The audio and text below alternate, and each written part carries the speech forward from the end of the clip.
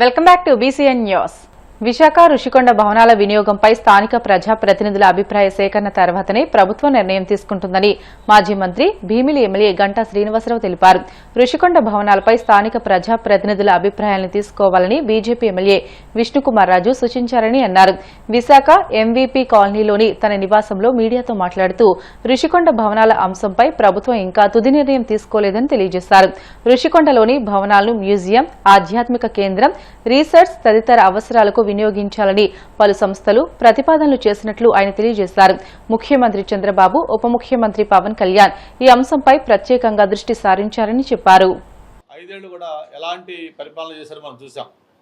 ముఖ్యంగా తెలుగుదేశం పార్టీ నాయకులపైన, కార్యకర్తలపైన ఎలాంటి కక్షాదింపు చేసేవాళ్ళు, ఎలాగా ఆ రోజు అచ్చెన్నాయుడు గారి దగ్గర నుంచి, కొల్లు రవీంద్ర గారి దగ్గర నుంచి ఇట్లా వరుసగా ఆయనపాత్రి గారు కావచ్చు, ఇట్లా మొత్తం అందరి మీద కూడా ఏ విధంగా కేసులు పెట్టి ఎదుర్చుకుంటూ వచ్చారు.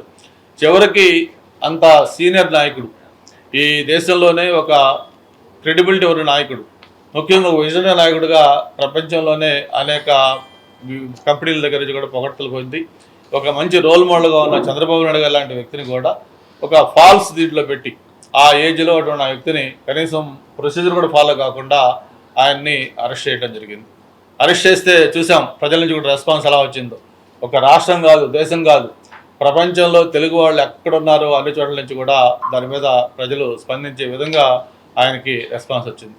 అంటే పవన్ కళ్యాణ్ గారు ఆయన చూడటానికి వస్తూ ఉంటే ఆయన విమానంలో కూర్చుంటే విమానం టేకాఫ్ కాకుండా విమానాన్ని ఆపేసిన సంఘటనలు గుర్తున్నాయి.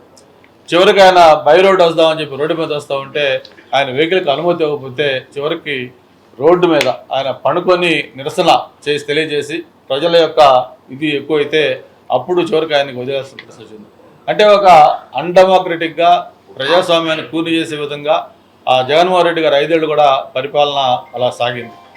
మరి ఈ 5 ఏళ్ళు ప్రజలు చూశారు. మళ్ళీ కూడా ఈ ప్రభుత్వం వస్తే మా భవిష్యత్తు ఏంటి, ఇటువంటి ప్రభుత్వం మళ్ళీ వస్తే మన పిల్లల భవిష్యత్తు ఏంటి, ఈ రాష్ట్రం ఏమవుతుందని ఒక భయం, ఆందోళన, కోపం, కసి, అసహ్యం.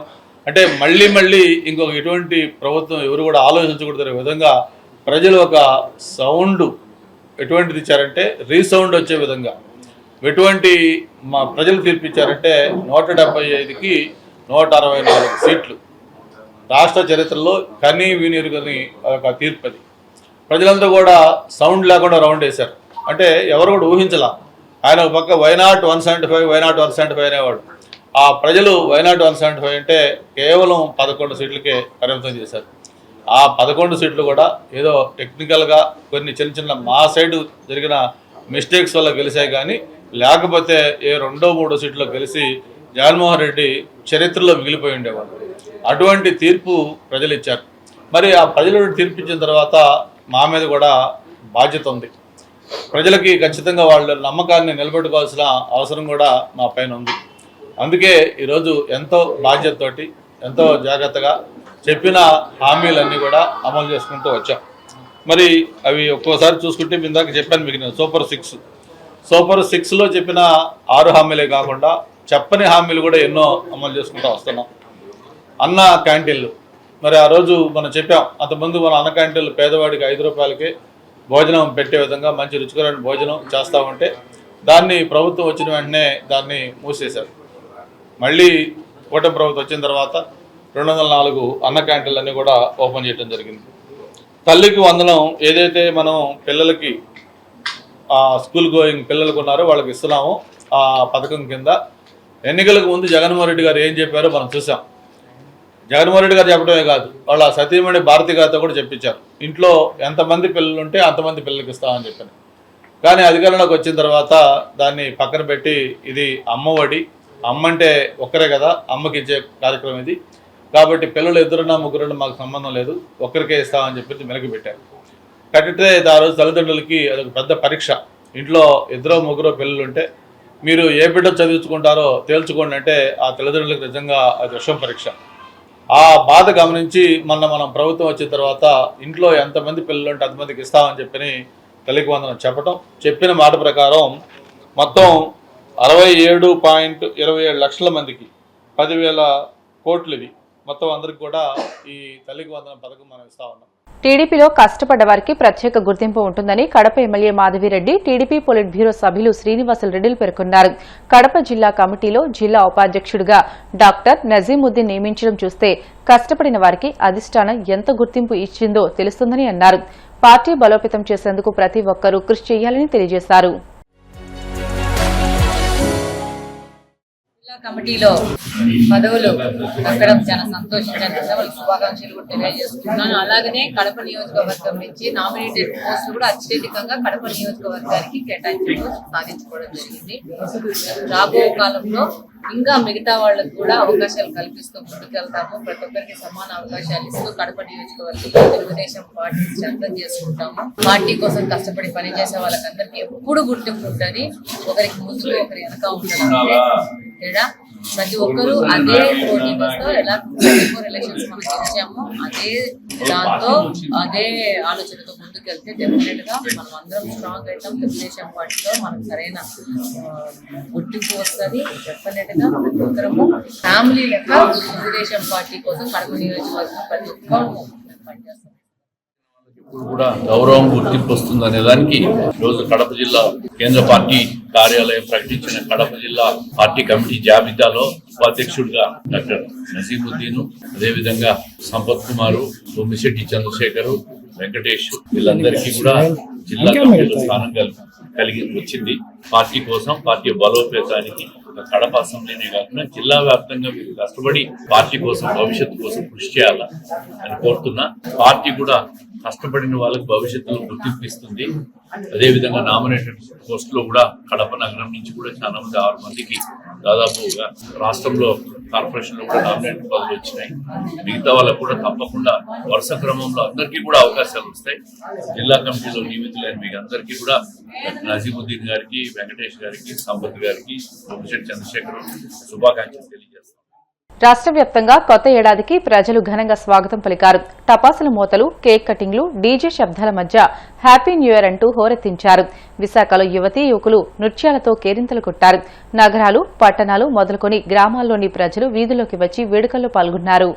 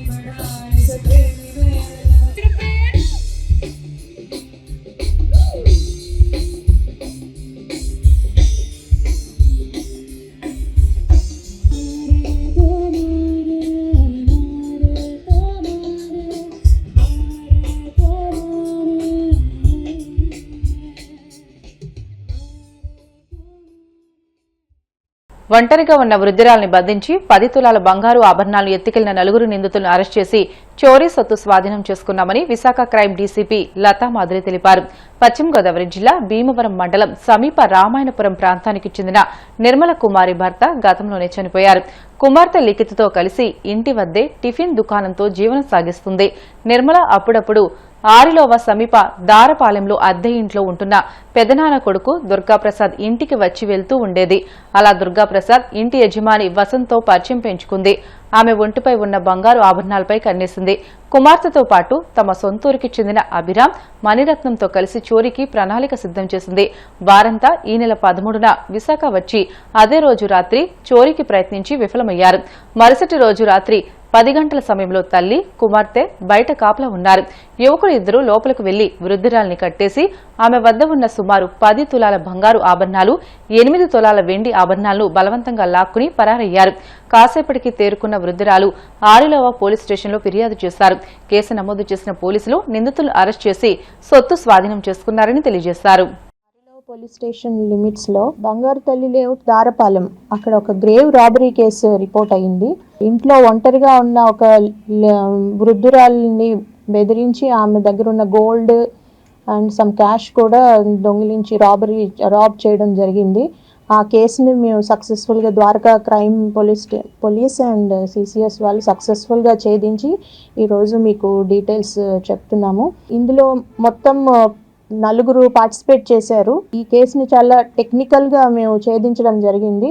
మాకు ఇన్ఫర్మేషన్ వచ్చిన వెంటనే ఎఫ్ఐఆర్ చేసి సీన్కి వెళ్ళడం జరిగింది. అక్కడ క్లూస్ అన్నీ కూడా కలెక్ట్ చేశాము. కంప్లైనెంట్ చెప్పిన పోలికలను బట్టి ఆమె అంచనా మీద వాళ్ళు ఏజ్ కొన్ని పోలికలు చెప్పడం జరిగింది. దాన్ని మేము అక్కడి నుంచి ఆ రోజు నుంచి ఒక 10 డేస్లోనే మేము సక్సెస్ఫుల్గా వాళ్ళ ట్రయల్ ఫాలో అయ్యి వాళ్ళు ఎక్కడున్నారో అక్కడ వరకు వెళ్ళి మేము వాళ్ళని పట్టుకోవడం జరిగింది. ఇందులో మొత్తం 4 అక్యూజ్డ్ ఉన్నారు. దీని అంతటిని కూడా ప్లాన్ చేసింది మాత్రం మెయిన్ A1 నెల్లి నిర్మల కుమారి అని ఈమె భీమవరం మండలం పశ్చిమ గోదావరి జిల్లా. ఈమె కలెక్టర్ ఆఫీస్ దగ్గర ఒక క్యాంటీన్ నడుపుతూ ఉంటుంది. A2గా ఆమె కూతురు, ఎందుకంటే ఆమెకు కూడా నాలెడ్జ్ ఉంది. ఇద్దరు కలిసి ప్లాన్ చేశారు. వార్తలు ముగించే ముందు ముఖ్య అంశాలు మరొకసారి. సహకార రంగాన్ని బలోపేతం చేసి ప్రజలకు మరింత చేరువ చేయడమే ప్రభుత్వ ప్రధాన ఉద్దేశం. మంత్రి అచ్చెన్నాయుడు స్పష్టీకరణ. నెల్లూరు నగరంలో కాపు భవనం అదనపు అంతస్తు నిర్మాణానికి శంకుస్థాపన చేసిన మంత్రి నారాయణ జూన్ 12 నాటికి పూర్తి స్థాయిలో అందుబాటులోకి తెస్తామని వెల్లడి. రాష్ట్రంలో శాంతి భద్రత పరిరక్షణలో కూటమి ప్రభుత్వం పూర్తిగా విఫలమైంది. వైసీపీ మహిళా విభాగం రాష్ట్ర అధ్యక్షురాలు ఎమ్మెల్సీ వరదు కళ్యాణి ధ్వజం. స్థానిక ప్రజాప్రతినిధుల అభిప్రాయ సేకరణ తర్వాతనే రుషికొండ భవనాలపై తుది నిర్ణయం. భీమిలి ఎమ్మెల్యే గంటా శ్రీనివాసరావు వెల్లడి.